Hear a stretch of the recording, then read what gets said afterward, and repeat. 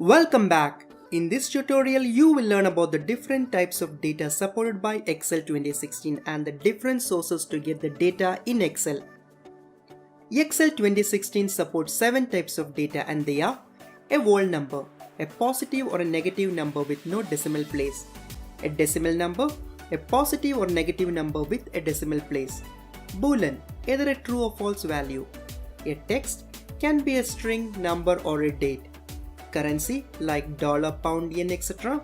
or a date, and finally NA, which is a blank field. Now, let's see the data sources. Excel can gather data from multiple sources like from a file, which includes another Excel file, a text or a CSV file, a JSON file, an XML file, or from a folder. Database like SQL database, Access database, analysis services, online web services like Facebook, YouTube, etc. or from other sources like a table range, an ODBC database, a website, etc. You can also gather data from different sources by merging or appending different queries. Now, let's see an example.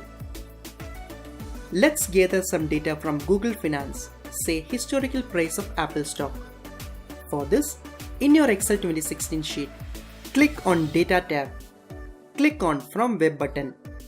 You will get two options as a basic or advanced. For fast loading of data, I prefer basic. Insert the web URL from where you want the data to be captured. Press OK. Now, Excel in the backend will run a query to download the data. First time query loading will take a few seconds extra. Now, if you see, Excel has downloaded all the tables found in that particular web link. Document shows that the data is from an HTML file source. Table 0 shows the number of columns in the web page. Table 1 shows the data that we are looking for, which is the historical stock price. Excel provides two preview options, either as a plain table format or as a web page format. Now, select the table. Click on Load button. Now, Excel is downloading the data from Google Finance. You can refresh this data at periodic intervals automatically.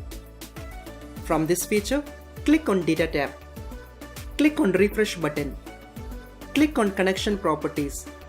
Here, you will find options like Enable Background Refresh, Refresh every preferred timing, or refresh data when opening the file. If you want to refresh your data every hour, select 60 minutes. If you want to refresh your data every day, select 1000 for 40 minutes, which is 24 hours multiplied by 60 minutes. Now press OK.